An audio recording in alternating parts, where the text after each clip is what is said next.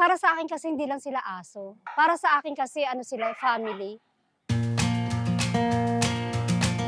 Ang everyday routine namin dito sa shelter, siyempre, paggising, unang-una, ang mga aso kasi dito, ano lang sila roam around lang sila. So yung mga pupo nila, yan. Dadakutin lahat yan.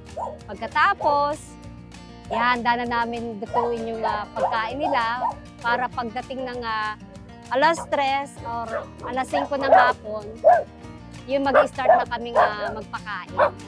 So para pagdating ng gabi, hindi na maingay, hindi na gutom yung mga aso. Pangalawa, yung may mga aso tayong dinadala sa vet ng mga may follow-up check-up, kung may mga alam mong may nararamdaman, dadalhin mo sa vet. Siyempre sa dami niyan, ang rescues kasi natin may 200. So hindi naman natin lahat masasabi, lahat yan healthy.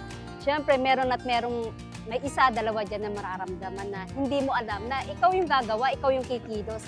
Kasi ang mga yan, hindi naman nakakapagsalita para masabi nila, ay, ito yung problema nila. Kaya ikaw yung gagawa ng action. Pag may donation kami, yung punta ng market, bili ng kalabasa, bili ng chicken nila, gano'n. So, rice, dog food.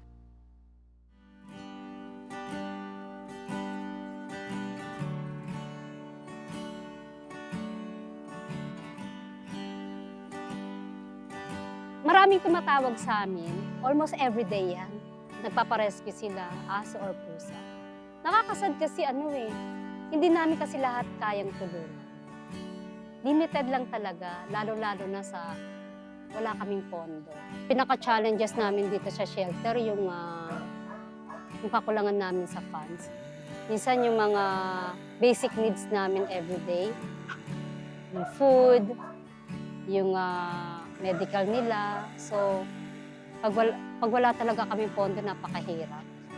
Pagdating ng kinabukasan, wala ka nang maibigay sa kanilang need. Ayun ang pinaka-mahirap talaga. Hindi mo alam kung sino pa yung lalapitan mo. Hindi mo na rin alam kung anong caption ilalagay mo sa Facebook para may mag-donate. Hindi ko nga rin maintindihan minsan paano rin kami nakakasurvive talaga. Kasi yung expenses namin dito everyday, hindi kasi biro. Struggling talaga kami sa financial. I mean, hindi lang siguro ang The Homeless Dog Shelter ang struggling. Almost sa lahat ng shelters talaga humihingi ng tulong. Kasi hindi naman kasi madali yung mag-alaga ka ng hundreds of dogs talaga at saka pusa. May mga time talaga na talagang hindi mo na kaya. Yung pagod ka na, stress ka pa. Magpo-posting ka, nagmamakaawa ka, humingi ng pagkain. Hindi mo alam kung ano yung gagawin mo. Talagang maraming beses ko na inisip yun, i-give up Kasi ang hirap na ng sitwasyon. Pero yung puso ko sabi, kaya mo yan. Tuloy-tuloy lang. Ang nagmamotivate sa akin siguro yung pagmamahal sa kanila. Na para hindi ka sumuko.